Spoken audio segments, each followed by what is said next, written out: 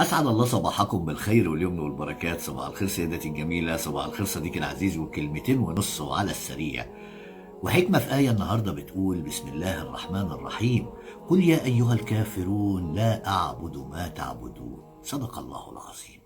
وهنا احنا مش بنعبد اللي هم بيعبدوه، لا، ده احنا مسلمين وموحدين بالله رب العالمين، انما بنعشق اللي هم بيعملوه. يعني اي حاجة بيعملوها هوب بنجري وراها نقلدها. طب ليه يا عم كده؟ طب هم بيعملوا الحاجات، هم ما بيعبدوش رب العالمين، ما عندهمش حاجة اسمها رب العالمين.